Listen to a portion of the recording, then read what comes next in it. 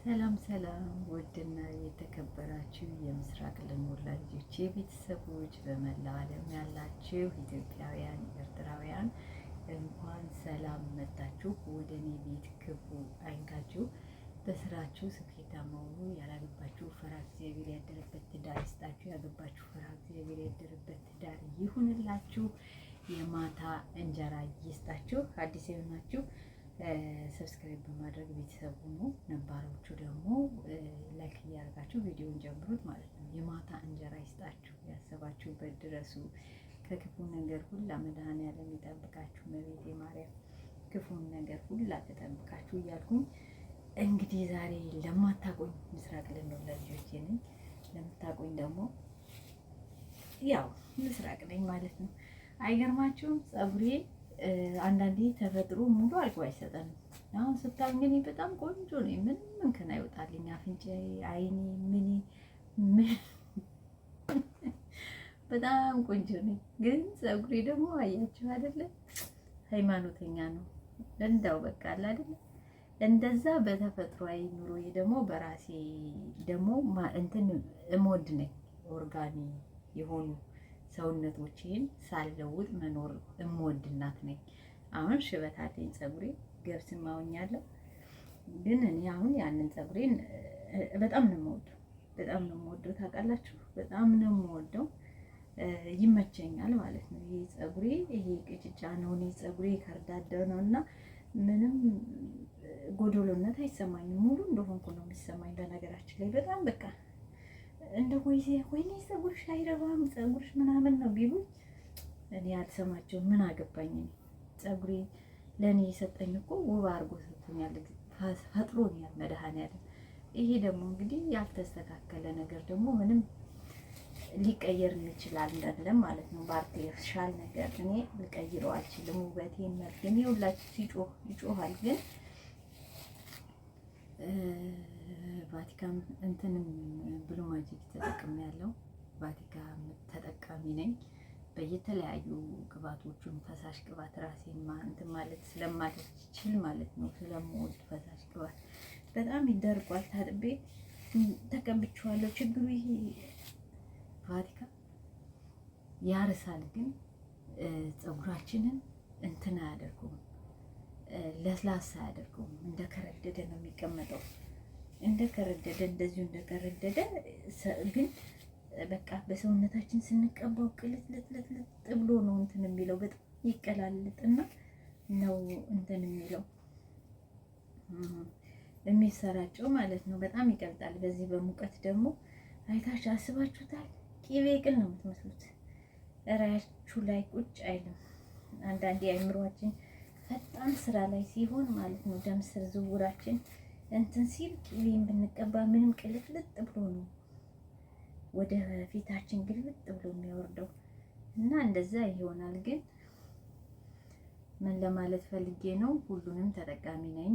ይሄንንም ብሉ ማጂን ማንኛውንም። ይሄ ግን ፀጉር ያርሳል፣ የማድረቅ ባህሪ ግን አለው። ለከርዳዳ ፀጉር እንትን አይልም። ለማንኛውም ደግሞ መነሻዬ ምንድን ነው ያልኩበት ምክንያት እኔ ፀጉሬ እንደዚህ ነው ብዬ በደንብ አልንከባከበው እንጂ ተመችቶኝ በቃ ሁሌ ደስተኛ ነኝ። በፀጉሬ እንደዚህ መሆን ምንም የሚሰማኝ ነገር የለም። አዎ እንደፈለግኩ አልጠቀሙም። እኔ ተጠቃሚ ቢሆን ከርዳዳ ቢሆን ፀጉሬ እንትን መጠቀም እችላለሁ።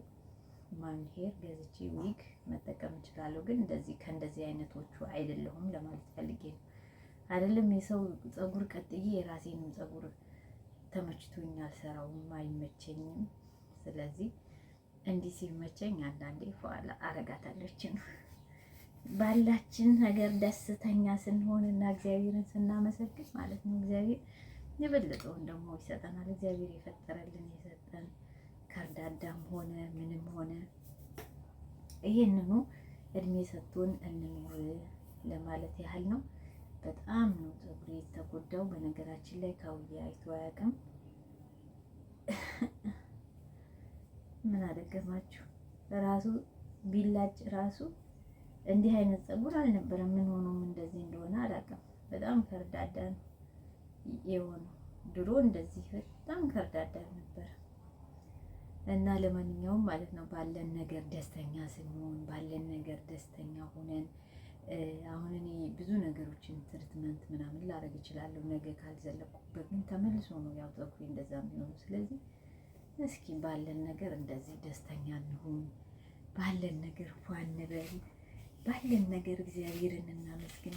እግዚአብሔር እንደዚህ ብዬ ሳስበው ማለት ነው ስለ እግዚአብሔር ድንቅ ነገር ሳስብ፣ ስለ እመቤታችን ስለ ድንግል ማርያም ነገርን ሳስብ በጣም እንባይ እንደሚመጣ ታውቃላችሁ። አለቅሳለሁ።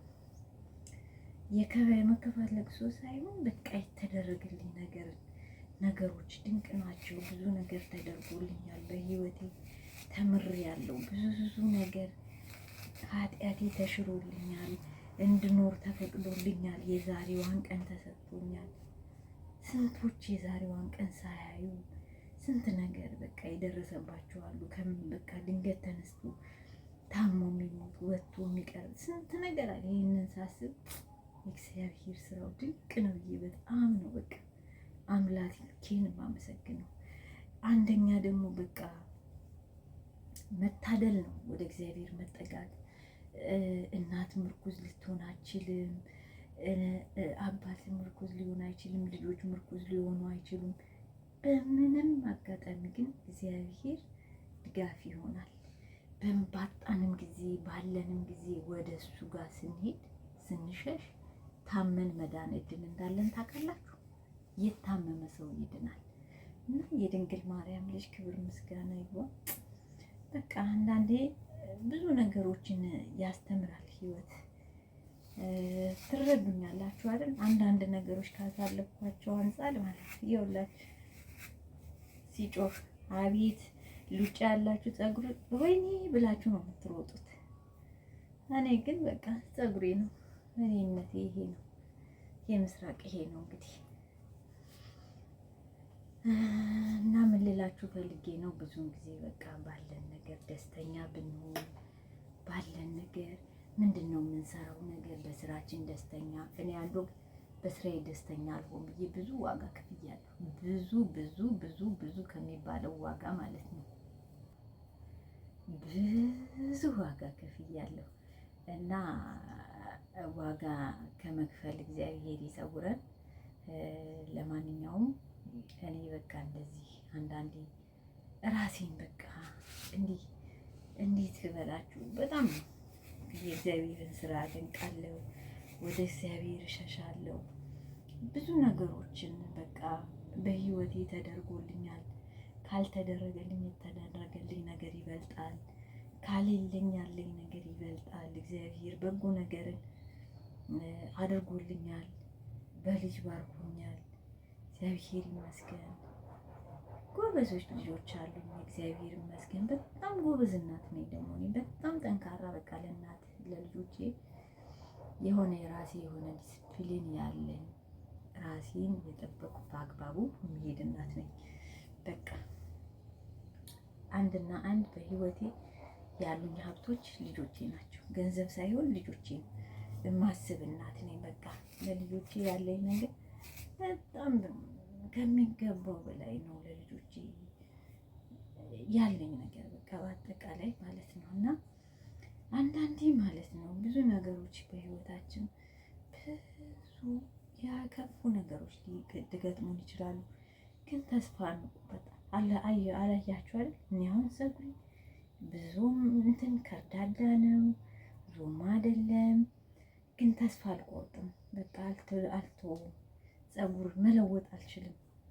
ናቹራልነቴን ወደዋለሁ። ሽበት አለኝ። በቃ ከጥቁር ወደ ነጭ ያሸጋገረኝ አምላክ እግዚአብሔር ይመስገን ብዬ አምላኬን አመሰግነዋለሁ እንጂ በጣም አላማረውም። በቃ አማራሪ አይደለሁኝም። አመሰግናለሁ። ሳመሰግን ደግሞ አቤት ሲጨመርልኝ እግዚአብሔር ይመስገን። አቤት እግዚአብሔር ይመስገን። ማንም ጋር ሲያማችሁ ማንም ጋር አትሂዱ። ከሐኪም መጀመሪያ ለመድኃኔዓለም ሂዱ። መድኃኔዓለም እግዚአብሔር የድንግል ማርያም ልጅ ማለት ነው። የሐኪሙ የሚሰጣችሁን መድኃኒት የሚያደርገው እሱ ነው። በዚህ ምድር ላይ እኛ ሐኪም ሊያድነን አይችልም። የሚያድነን የፈጠረን ጌታ ነው። ሰላም የሚኖረው ወደ እሱ ጋር ስንሄድ ነው። ደስታ የሚኖረው ወደ እሱ ጋር ስንሄድ ነው። ብዙ ነገር የሚኖረው ወደ እሱ ጋር ስንሄድ ነው። እና ስለዚህ ወደ እግዚአብሔር ስንሄድ ማለት ነው ደስ የሚል ነገር ይገጥመናል። ደስ የሚል ነገር በቃ ደስ የሚል ነገር። እግዚአብሔር ይመስገን፣ እግዚአብሔር ይመስገን። እግዚአብሔርን አመስግኑ። ጠዋት ስንነቃ ተመስገን እንበል። ተበሳጭተን ከሆነ አንበሳጭ፣ በቃ አንበሳጭ። አተን እንደሆነ ተቸግረን እንደሆነ ሁሉም ምክንያት አለው። እሱ ማጣታችንም ላይ ምክንያት አለው፣ ማግኘታችንም ላይ ምክንያት አለው። እኛ በቃ ካላጣን እኛ ሰዎች ከባዶች ነን። ሲኖረን ማለት ነው አገር ነው የምናጠፋው። ሲጎለን ነው እንጂ እንዳውም የምንሻለው ሲኖረን ያንን ነገር እንዴት መኖር እና ማጣትን ምን ያህል ምንድን ነው የሚለውን እስኪያደርግ ድረስ እንደው ትንሽ ሊፈትነን ነው እንጂ እሱም በእኛ ጨክኖ እግዚአብሔርን በእኛ ጨክኖ እኛን ሊያሳጣን ፈልጎ አይደለም። አንዳንዴ ቶሎ በቃ በተስፋ የምንፈልገውን ነገር ቶሎ የማናገኘው እግዚአብሔር ለእኛ አስቦልን እንጂ በቃ በችግር በመከራ ሊቀጣን አስቦ አይደለም። እሱ ቻር ነው። ምን እላችኋለሁ? ለእኔ የተደረገልኝ ሁላ ለእናንተ ይደረግላችሁ። እግዚአብሔር ይመስገን። እና የውላችሁ የፀጉሬ ጩኸት ያስፈራል። ደግሞ አንደኛ በየቀኑ ነው የምታጠቡ። እንዳውም አሁን ዛሬ ተሰራ በቃ ትንሽ ለአንድ ለሶስት ቀን እንኳን እንዳልታጠቡ ነው እንጂ የሰራው። ካልተሰራማ በስመ አብ ምክር ብዬ ስወጣ ደስ ይለኛል። እንዴት እንቅልፍ እንደሚይዘኝ በቀዝቃዛ ውሃ። አቤት የቀዝቃዛ ውሃ መታጠብ ደግሞ ሌሊት እንዴት ደስ እንደሚል ልነግራችሁ አልችልም። ግን አንድና አንድ ያው የጨጓራ በሽታ ደግሞ አለብኝ። እሱ ነው ትንሽ እንትን ልል ያልቻለኝ ሊተወኝ ያልቻለኝ። ጨጓራ በጣም ያመኛል። በመድኃኒት ነው የምኖረው። የጨጓራ መድኃኒት ደግሞ በጣም ሲበዛ የመርሳት ችግር ያስከትላል። በውስጥ ደማችን ውስጥ ካልሲየም ይጨርሳል፣ ቫይታሚን ዲ እነኚህ ነገሮችን ይጨርሳል። እነኚህ ደግሞ ከሌሉን እንቅልፍ በቂ እንቅልፍ መተኛት አንችልም። በቃ አንዳንድ ነገሮች ይደርስብናል። እግዚአብሔር ይመስገን ብቻ ግን በመድኃኒዓለም ኃይል አለ። መጨረሻችን ደግሞ መድኃኒዓለም ያሳምረው ማለት ነው። እንዳላበዛባችሁ ይውላችሁ። ፀጉሬ እንግዲህ እንደዚህ ሽም አደርጋታለሁ። እችን ያለችኝ ተመስገን ተመስገን። ይህንንም ደግሞ እንኳን መላጣ አላደረገኝ እንዴ! እኔ እንኳን አብዝቶ ሰጠኝ። እግዚአብሔር ይመስገን። መላጣ መሆን አለ አይደል እንዴ? እናንተ ያው እንደኔ አይነት ፀጉር ያላችሁ ሰዎች እግዚአብሔር ይመስገን፣ እንዳታማርሩት።